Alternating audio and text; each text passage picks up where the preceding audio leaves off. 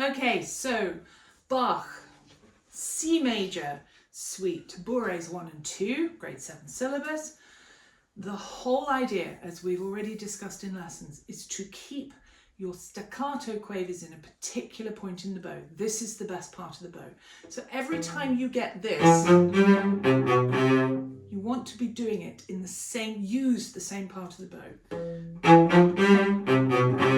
Now, crucially, I'm actually stopping my bow very close to the string,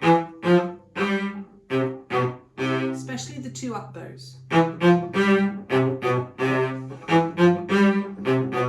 So it becomes, it's kind of a very sticky kind of bowing.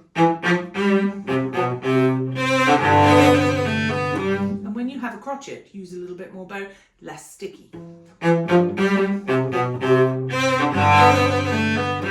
Same part of the bow. So after the chord and the trill, I do that up bow, but I don't stay on the string the whole time.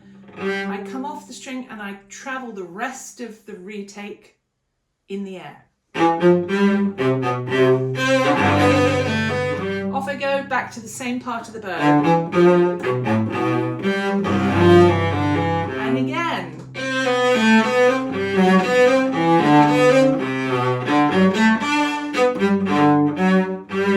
Fade away. Always 1, 2, 3. Remember that. That's super important for your Bach performances. And as I've said in your lessons, you're going for the first of the bar or the second note of each slur. In fact, the first of the bar and the third beat of the bar. So this, there, there, there, there. So we're actually slightly stretching those notes. We don't want to bump them, but we're making them a little bit more important.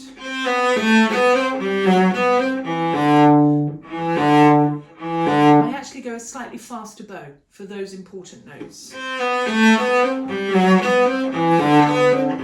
So ba-ya, like that with the bow, ba-ya. Okay, so that's the action. 1,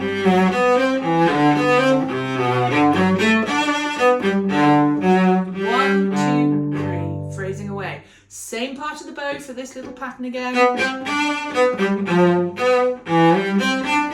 So it's quite icky bows again.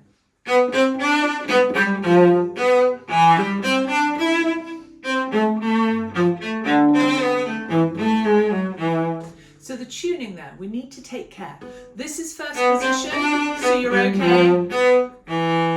Where 4 we go, and there's a whole tone between 1 and 2. Everything else is close. 2, 3, 4 as normal. We never stretch those. But 1 and 2 is where we do what we call the extensions, okay? The arm takes the hand to the new position. 1 reaches out because it's strong. It can do it on its own. Shift, stretch.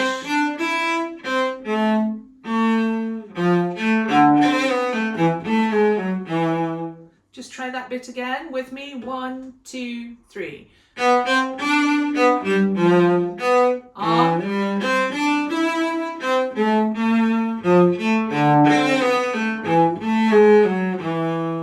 Okay, so you can practice that section over and over.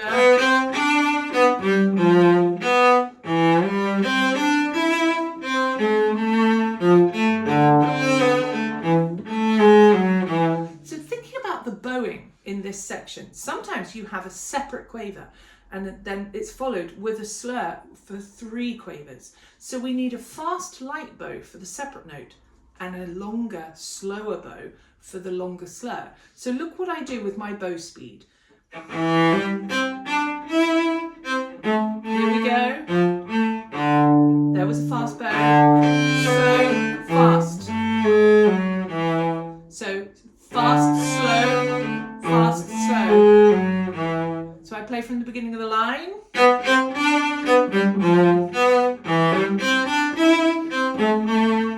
Fast, slow, fast, slow. Fast, slow. Fast, slow. Fast, slow. There's that pattern again. 1, 2, 3. I'll play it again from bar 9. This is the second half after the double bar. 1, 2, 3.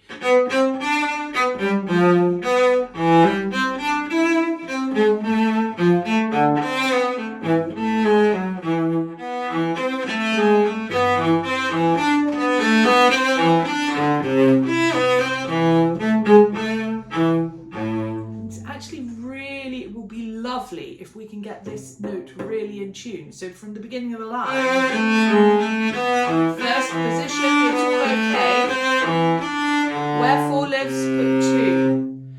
And if you're in tune, your C string will recognize it and ring out.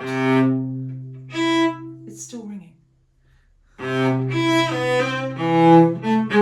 This is how we create the accompaniment. It's an unaccompanied piece, but we will lean on certain notes. That's why I always ask you to give a little bit more TLC to the first and the half of the bar. It's not about attack, but it's about weight and gravitas, a little bit of grandeur on these particular parts in the bar. Because what we're trying to do is make our audience's ears hear these moments and hold on to them while you carry on and dance about in a few more bits of melody.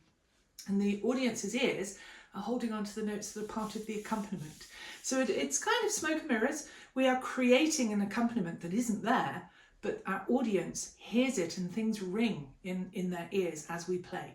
So this is why it's important to get the bow on the string in the right parts of the bow to make certain parts sing out and become more resonant. Okay, so I'm going to go again from bar 9, double bar, have a listen and watch for the speed of bow. You can try this in your practice as well. So 1, 2, 3. Icky bows.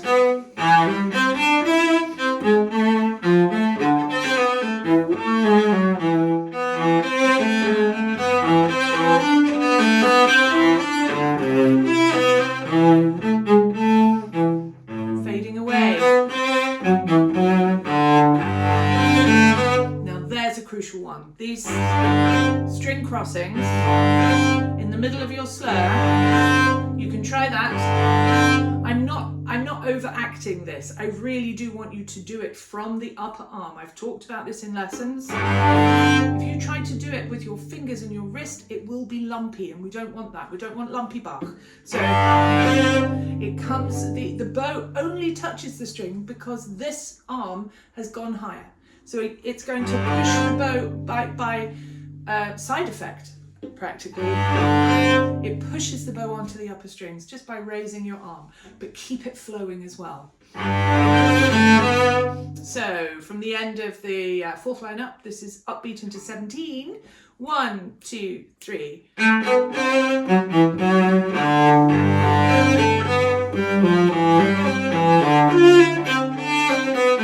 You see the notes I brought out there. 1, there, there. So it's actually the first of each half bar, the first of each minute. There. Sometimes it's the first note of a new slur. Sometimes it's the end of a slur. We still have to bring it out. So that's where we lean and do a little bit extra speed of bow. There. So you can bring that out. So here,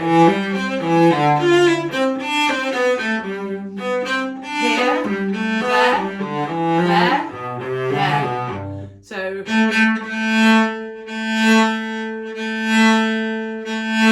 it's not so good on the A string maybe. So we're actually speeding up the bow for the second note of the slur, which happens to be the first note of each half bar. So listen again. There, there, there.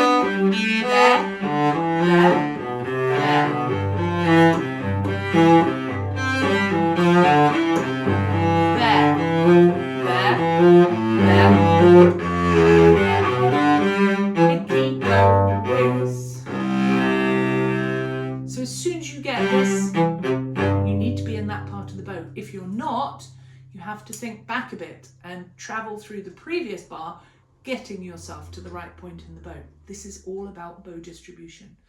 Okay, so I'm going to go from the upbeat into the second last line. This is upbeat into 21. Have a listen again.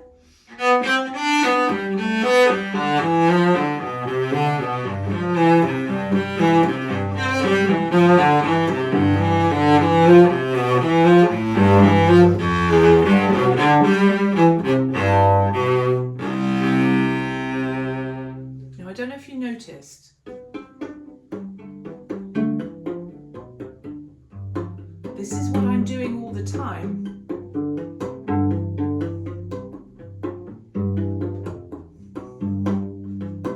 Now you can only do that if you make your fingers strong on the fingerboard. And if your fingernails are too long, it's going to stop you from doing it properly. You need to be able to do that on your cello without the sound of nails. If you hear your nails, they're too long. You need to cut them. This is grade 7. Okay, this is not the moment for beautiful nails. They can still be beautiful, just shorter.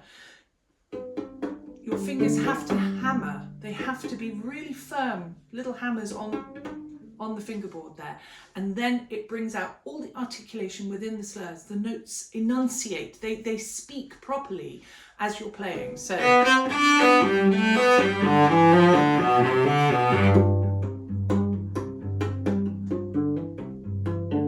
you see what I mean?